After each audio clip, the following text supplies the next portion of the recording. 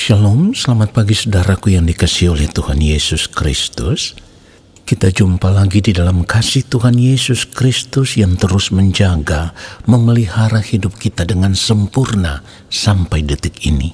Dan selalu yang menjadi doa dan harapan saya, biarlah berkat Tuhan, sukacita dan damai sejahtera Allah terus memenuhi kehidupan Bapak Ibu Saudara sekalian dimanapun Bapak Ibu Saudara berada. Saudaraku, mari kita siapkan hati untuk masuk dalam doa syukur pagi ini. Seperti firman Tuhan katakan, jika engkau makan atau jika engkau minum atau jika engkau melakukan sesuatu yang lain, lakukanlah semuanya itu untuk kemuliaan Allah. Kesempatan hidup yang Tuhan berikan, ku mau pakai memuliakan Tuhan, melayani, mengasihi sesama seperti Bapa mengasihiku. Kesempatan hidup yang Tuhan berikan, Katakan, ku mau pakai memuliakan Tuhan, melayani, mengasihi sesama seperti Bapa mengasihiku. Di sisa umur hidupku, selama ku masih kuat, apapun yang ku perbuat, apapun yang ku mau menyenangkanmu. Ku mau Katakan, menjadi roti terpecah, menjadi anggur tercurah, menjadi berkat bagi sesama. Ketika kita percaya bahwa hidup kita telah dibeli dengan harga yang lunas dibayar, maka kita mau serahkan seluruh hidup kita dan mempergunakan tubuh kita untuk kemuliaan Allah. Katakan, kesempatan hidup. Kesempatan hidup yang Tuhan berikan, ku mau pakai memuliakan Tuhan. Katakan, melayani, mengasihi. Haleluya, seperti Bapa mengasihiku. Di sisa umur hidupku, selama ku masih kuat, apapun yang ku perbuat, ku mau menyenangkanmu, menjadi roti terpecah, menjadi anggur tercurah, menjadi berkat bagi sesama. Kita mau katakan sekali lagi, di sisa umur hidupku, selama ku masih kuat, apapun yang ku perbuat, katakan, ku mau menyenangkanmu, menjadi roti terpecah, menjadi anggur tercurah, menjadi berkat bagi sesama, menjadi berkat bagi sesama, menjadi berkat bagi sesama. Biarlah segala hormat dan kemuliaan hanya bagi Tuhan saja. Haleluya.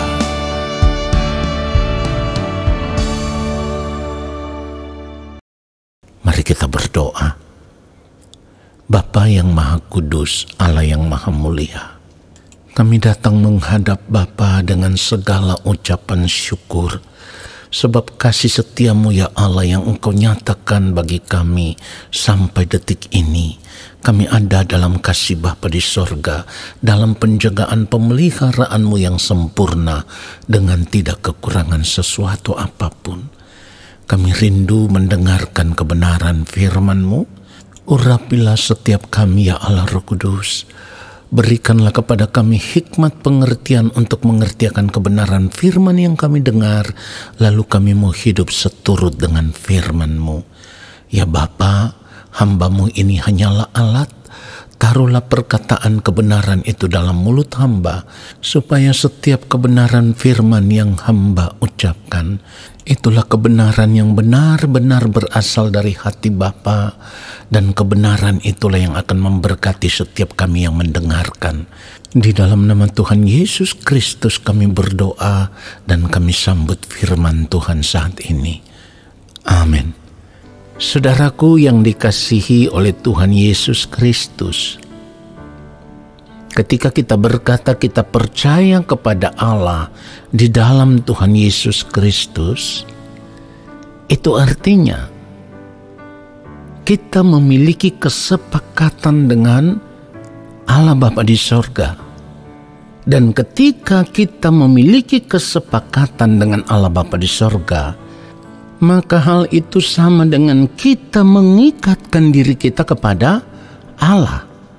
Dan tentu tuntutannya atau harganya yang harus kita bayar adalah kita harus bersedia, kita harus rela untuk mempersembahkan segenap hidup kita kepada Allah Bapa di sorga.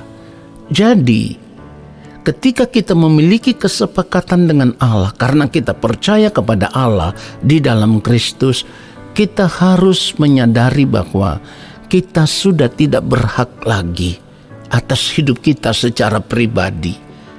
Kita mengikatkan diri kita kepada Allah, dan Allah yang memiliki kehidupan kita, Allah yang berdaulat atas kehidupan kita, Allah yang berhak atas kehidupan kita. Inilah yang dimaksudkan di dalam 1 Korintus pasal yang ke-6 ayat 19 dan ayat yang ke-20 itu. Kita baca lagi saudaraku. Atau tidak tahukah kamu bahwa tubuhmu adalah bait Roh Kudus yang diam di dalam kamu, Roh Kudus yang kamu peroleh dari Allah, dan bahwa kamu bukan milik kamu sendiri. Ini sangat penting untuk digarisbawahi saudaraku. Dan bahwa kamu bukan milik kamu sendiri. Lalu ayat 20 dikatakan begini, sebab kamu telah dibeli dan harganya telah lunas dibayar. Karena itu muliakanlah Allah dengan tubuhmu. Saudara yang dikasihi oleh Tuhan Yesus Kristus, inilah yang saya maksudkan tadi. Ketika kita memiliki kesepakatan dengan Allah Bapa di sorga di dalam Kristus, ya, ketika kita mengikatkan diri kita kepada Allah, maka tuntutannya, harganya yang harus kita bayar adalah mempersembahkan, menyerahkan segenap hidup kita menjadi milik Allah. Saudara, saya berharap sampai di sini kita bisa memahami akan hal ini. Amin. Jadi kita harus sadar sekarang ketika kita hidup sebagai orang percaya, berarti kita sudah tidak memiliki lagi hak hidup atas diri kita sendiri. Kenapa? Karena kalau kita masih mau memiliki hak hidup atas diri kita sendiri, sekalipun kita berkata itu hanya sebagian saja, lalu kita mempergunakan sebagian hidup yang kita ambil ini untuk menikmati dunia ini, untuk menikmati kesenangan hidup yang kita ingini, yang kita senangi, yang kita sukai. Perhatikan ini saudaraku, itu tidak berkenan di hadapan Allah. Hidup kita tidak berkenan kepada Allah. Kenapa tidak berkenan? Karena percaya kepada Allah di dalam Kristus berarti harus menyerahkan segenap hidup 100%, ya, atau tidak sama sekali. Karena sekalipun kita menyerahkan 99,9%, itu pun tidak berkenan kepada Allah Bapa di sorga, saudaraku. Kenapa seperti itu? Karena kalau kita berkata kita percaya kita itu harus utuh, harus bulat, ya. Tidak boleh ada yang kurang. 100% kita mempercayakan hidup kita kepada Allah Bapa di sorga di dalam Tuhan Yesus Kristus dan bersedia tunduk di dalam pengaturan Allah. Perhatikan itu saudaraku. Keadaan seperti ini saudaraku lebih tegas lagi digambarkan di dalam 2 Korintus pasal yang ke-5 kalau kita membaca ayatnya yang ke-14 dan ayatnya yang ke-15. Firman Tuhan katakan begini, sebab kasih Kristus yang menguasai kami. Karena kami telah mengerti bahwa jika satu orang sudah mati untuk semua orang, maka mereka semua sudah mati. Perhatikan itu saudaraku. Jadi kalau Kristus sudah mati untuk kita, maka seharusnya kita juga sudah mati bersama dengan Kristus. Pertanyaannya sekarang, kalau orang yang sudah mati apa masih punya keinginan? Jelas orang yang sudah mati tidak lagi memiliki keinginan apapun terhadap apapun. Itu sama sekali sudah tidak ada lagi. Jadi kalau sekarang kita tahu kita sudah mati bersama dengan Kristus dan kita ada di dalam Kristus, berarti kita sudah tidak memiliki keinginan apapun lagi, saudaraku. Lalu apapun yang kita lakukan di dalam hidup ini, semuanya itu harus menuruti keinginan Allah yang ada di dalam Kristus. Oke, kita lanjut lagi. 2 Korintus pasal yang ke-5 ayat 15 kita baca. Dan Kristus telah mati untuk semua orang, supaya mereka yang hidup tidak lagi hidup untuk dirinya sendiri, tetapi untuk Dia yang telah mati dan telah dibangkitkan untuk mereka. Saudaraku, di sini kita bisa mengerti dengan jelas bahwa ketika Kristus telah mati bagi kita, berarti kita tidak boleh hidup lagi bagi diri kita sendiri. Itu jelas.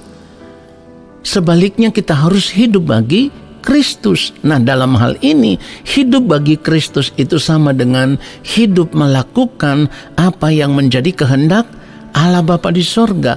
Karena Kristus hidup itu hanya untuk melakukan kehendak Allah Bapa di sorga. Jadi ketika kita berada di dalam Kristus, kita juga hidup hanya untuk melakukan kehendak Allah Bapa di sorga. Artinya kita selalu mengikuti jejak hidupnya yang mulia Tuhan Yesus Kristus.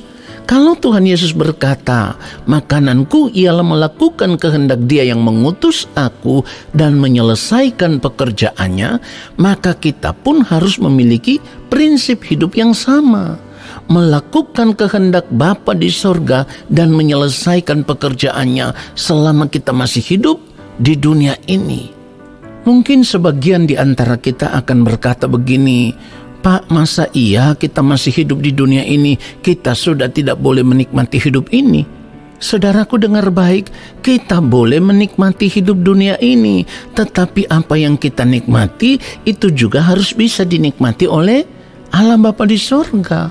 Kita tidak bisa menikmati sesuatu di luar kehendak Allah. Perhatikan itu saudaraku.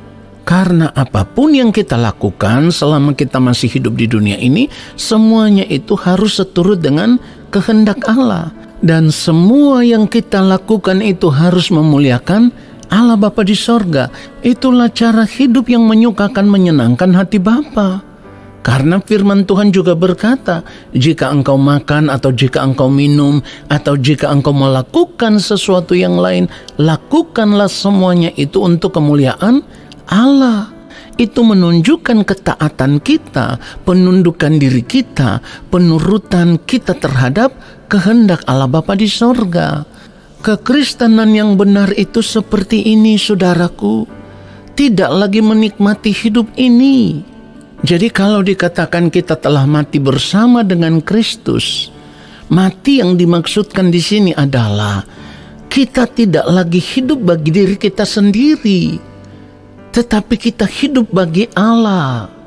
Dan orang yang telah mati bersama dengan Kristus itu memiliki prinsip hidup yang berbeda.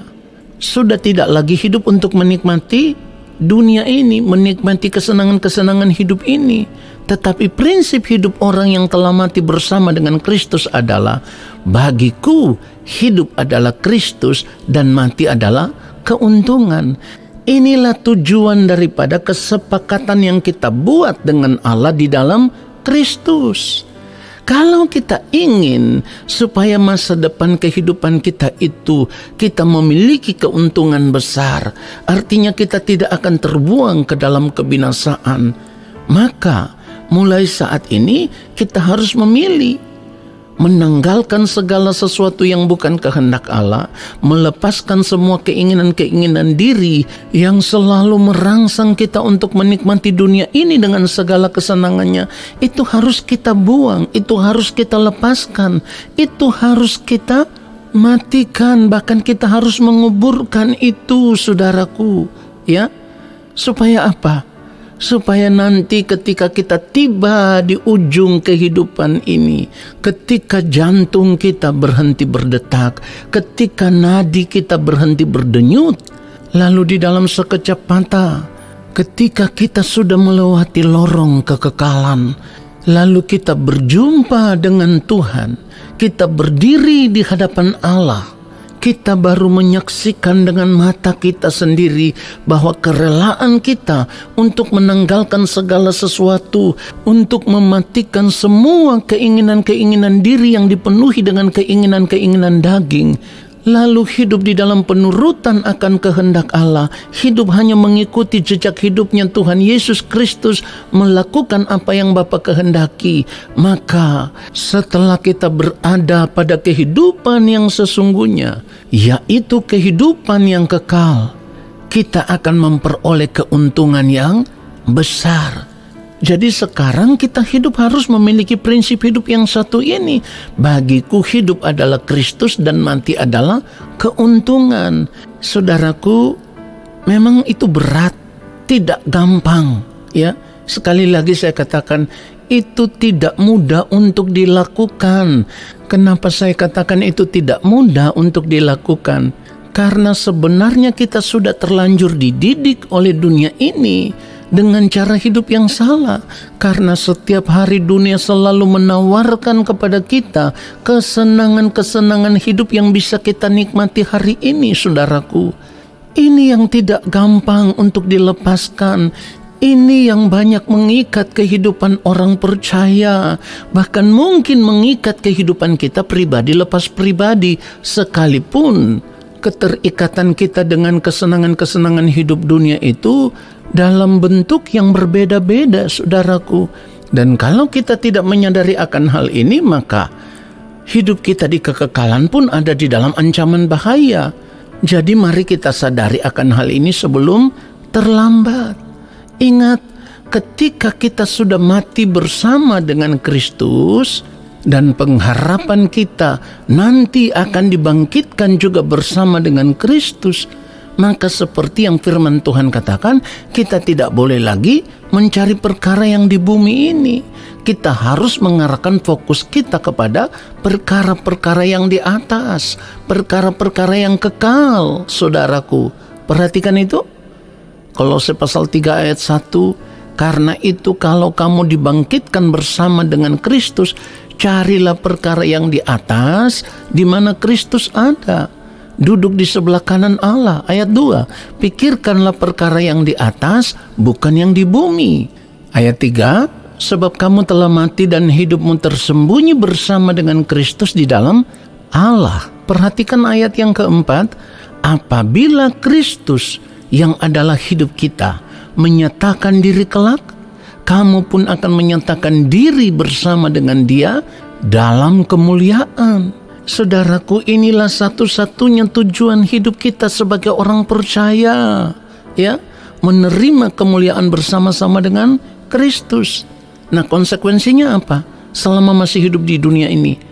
Ayat yang kelima berkata begini, karena itu matikanlah dalam dirimu segala sesuatu yang duniawi, yaitu percabulan, kenajisan hawa nafsu, nafsu jahat, dan juga keserakahan yang sama dengan penyembahan berhala. Kenapa ini harus dimatikan dari dalam hidup kita, saudaraku? Karena akan berdampak pada kehidupan kita di kekekalan. Dampaknya apa? Ayat yang ke-6, semua itu mendatangkan murka Allah atas orang-orang durhaka. Saudara perhatikan itu. Jadi kalau kita sudah mengerti kebenaran firman Tuhan ini, kita harus memiliki prinsip hidup. Apalah artinya menikmati hidup dunia ini 70 tahun, tetapi ketika kita berada di balik kematian, terbuang ke dalam api neraka. Kita harus rela, daging kita tersiksa. Selama kita hidup di dunia ini, kita membiarkan daging kita ini tersiksa. Tetapi nanti ketika kita berada di balik kematian, kita akan menuai keuntungan besar. Karena kita akan menjadi anak-anak Allah, menjadi ahli waris kerajaan Allah. Saudaraku, ini keuntungan besar yang luar biasa. Dan seharusnya kita mau mengarahkan fokus hidup kita hanya tertuju kepada perkara yang satu ini. Kemuliaan bersama dengan Kristus. Tuhan Yesus memberkati kita semua. Amin. Saudara, mari kita mengangkat tangan di hadapan Allah Bapa di sorga. Dan kita mau menerima berkat-Nya. Bapa yang Maha Kudus, kami bersyukur untuk kebenaran firman-Mu. Kembali kami disadarkan bahwa kami harus memilih untuk melepaskan keterikatan kami dengan kesenangan-kesenangan hidup yang hanya sementara ini. Karena kami tahu kalau kami masih menikmati kehidupan dunia ini, itu artinya kami sedang melepaskan keselamatan yang Engkau berikan bagi kami di dalam Kristus Yesus. Ya Bapa, kami mau berjuang. Kami mau berjuang sampai di ujung nafas hidup kami yang terakhir. Kami mau memilih untuk hidup sama seperti Kristus telah hidup. Terima kasih Bapa yang Maha Kudus. Firman-Mu sudah memberkati kami. Dan saat ini kami mau mengangkat tangan di hadapan Bapa. Kami percaya Bapa akan berkenan menurunkan tangan dan memberkati kami semua.